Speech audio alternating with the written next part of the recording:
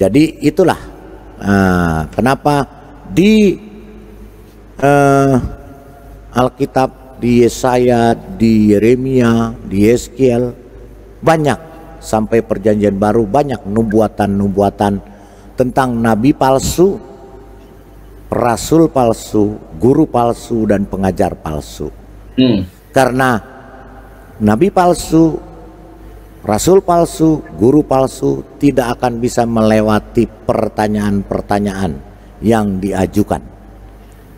Itulah ya mengapa dia tidak diakui sebagai nabi. Silakan Pak King David tangkapannya.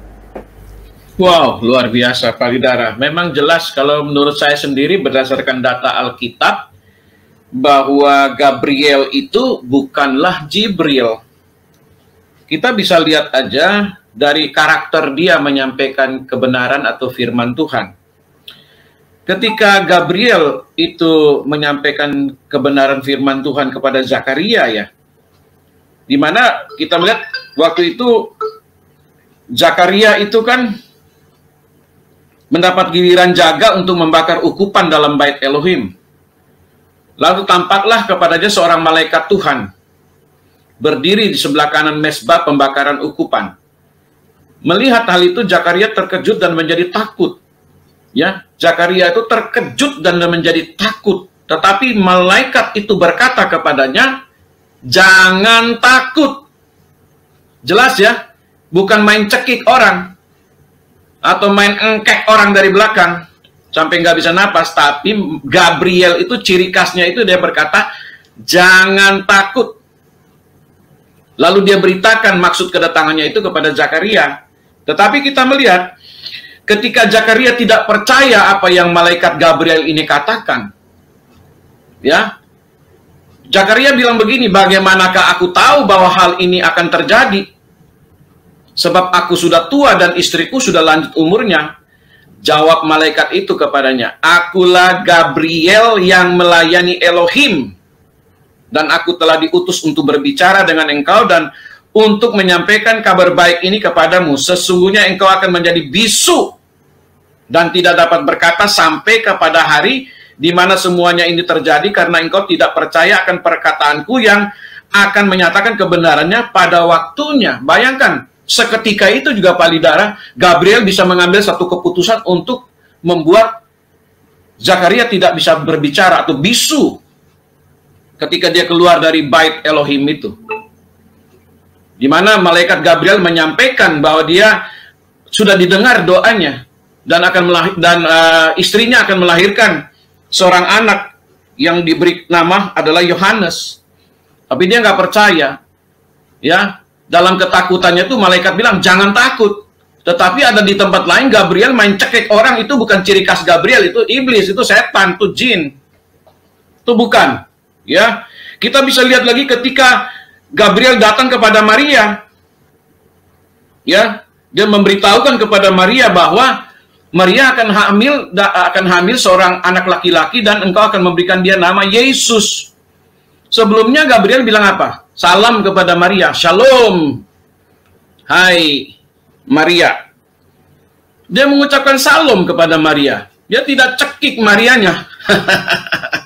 Jadi yang cekik-cekik itu pasti setan, iblis, roh jahat. Bukan ciri khas seorang malaikat. Ya, dan malaikat Gabriel ini juga yang menampakkan diri kepada Daniel. Ya, dia terbang cepat. Ya, dia katakan sementara aku berbicara dalam doa, terbanglah dengan cepat ke arahku Gabriel. Gabriel terbang mendapati Daniel. Wow, Gabriel ini luar biasa. Jadi kalau ada orang mengatakan Gabriel itu adalah Jibril, bukan. Jibril orang Arab kok. Anta beranta. Kalau Gabriel jelas dari sorga. Ya, dia diberitahu dia dari sorga, dia malaikat Elohim, Yahweh Elohim atau Hashem. Sedangkan Gabriel itu tidak tahu anta beranta di mana dia. Nggak ada ayat yang menceritakan Gabriel itu siapa sebenarnya, si Jibril itu siapa sebenarnya. Gak tahu, tiba-tiba nongol aja di dalam kegelapan di sebuah gua yang gelap, lalu mencekik seseorang di dalamnya. Dan orang itu sampai ketakutan dan lari, ngumpet di dalam selimut. Untung bininya luar biasa. Ya, rupanya yang ngumpet di bawah selimut ini DKI. Ya, tapi tidak demikian dengan Gabriel yang ada di Alkitab, baik di Perjanjian Lama maupun di Perjanjian Baru. Ya, dia itu jelas kalau dia datang dia mengucapkan shalom, damai sejahtera. Kemudian dia sampaikan firman Tuhan. Nah, Gabriel ini juga yang mentunggang balikkan kota Sodom bersama dengan malaikat Michael. Mereka nggak paham ini, Pak Lidara. Hanya nyebut-nyebut Jibril dari mana? Orang waktu dia ketemu tanya si Waroka bilang tuh namus seperti yang Musa ketemu. Dia sendiri Musa belum pernah ketemu Musa juga nggak tahu tuh namus apa. Nah ini kan karangan bebas, Pak Lidara. Namus itu apa? Nggak ada di Alkitab itu namus. Saya nggak pernah baca namus. Tapi Musa bertemu dengan Yahweh di atas Gunung Sinai yang memberikan 10 perintah Tuhan. Sebelum kan juga Musa bertemu dengan Tuhan dalam bentuk belukar yang terbakar. Artinya apa? Yahweh itu bisa merubah wujudnya itu seperti api yang menyala di belukar yang tidak terbakar. Kelihatan terbakar tapi tidak terbakar. Yahweh juga yang berbicara kepada Abraham sebelum dia tunggang balikan itu kota Sodom dan Gomora. Yang 3 orang nongol kepada Abraham di bawah pohon terbanting di Mamre itu. Ya, jadi jelas Gabriel itu bukan malaikat yang serem yang main cekik-cekik orang, nggak ada Gabriel. Kalau disamakan dengan Jibril, jelas kita orang Kristen menolak itu bukan Jibril. Ya, Gabriel adalah Gabriel. El itu Elohim. El belakangnya itu pasti Elohim. Adalah Tuhan. Jadi tidak demikian ya. Apa yang dikatakan Alkitab itu, Tuhan perintahkan malaikat itu. Apabila kita menentang saat itu juga kita kena tulahnya, kita kena masalah saat itu seperti Zakaria ketika dia tidak percaya aja langsung kontan saat itu dia tidak bisa berbicara bukan 3 hari loh seperti di kitab suci yang lain bilang 3 hari loh, itu bohong loh. Taurat mengatakan sampai Yohanes lahir. Ya, Alkitab itu jelas. Ya, tidak bohong-bohong. Semuanya tertulis dengan jelas. Ya, kalau ada yang mengatakan yang lain, itu kitab palsu, bukan kitab asli. Justru Alkitab ini yang asli, karena ceritanya detail.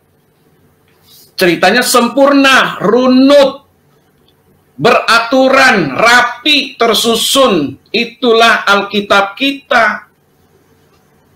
Ya, jadi jelas ya, Gabriel itu bereksis di Perjanjian Lama, dia juga eksis di Perjanjian Baru. Bukan hanya di Perjanjian Baru, tapi di Perjanjian Lama. Bukan di Perjanjian Lama saja, juga di Perjanjian Baru. Dan kita tahu siapa Gabriel itu, malaikat yang membawa berita. Dia juga yang membawa berita kepada para gembala di padang itu. Jelas. Ya, Alkitab itu jelas kok. Ya, terang benderang, bukan kitab palsu itu ya. Orang yang pegang kitab palsu selalu bilang yang asli itu palsu. Itu.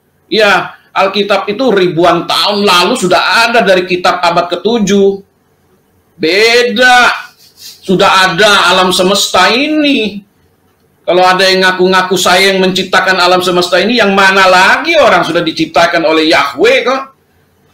Elohim orang Israel sudah menciptakan seluruhnya. Dia sudah ceritakan kepada Musa. Dia tidak menceritakan kepada nabi yang lain loh. Dia menceritakan hanya kepada Musa tentang penciptaan langit, bumi, laut, daratan dengan segala isinya, planet, bulan, bintang, matahari. Dia ceritakan kepada Musa, bukan kepada nabi yang lain. Kalau nabi yang lain, saya nggak tahu dari mana, karena nabi yang lain bilang ada kapal lewat. Bayangkan hari pertama atau waktu pertama ada kapal lewat. Siapa kaptennya? Kapalnya kayu apa kapal besi? Pakai solar apa bensin? Di mana lautnya? Kan belum ada lautnya. Inilah Palidara, cerita-cerita kalau tidak sesuai Alkitab Taurat, lalu dibilang Taurat palsu, Alkitab palsu, tapi tidak bisa menunjukkan yang asli yang mana. Pret bilang begitu. Ya, tunjukin aslinya. Saya tantang kalian semua, tunjukin aslinya. Itu baru gentleman, jangan ngoceh doang. Kalau masuk room ngoceh doang tanpa bukti. Ya, sayang sekali ya. Palidara dari saya itu dulu, silakan teman-teman yang lain, Tuhan memberkati.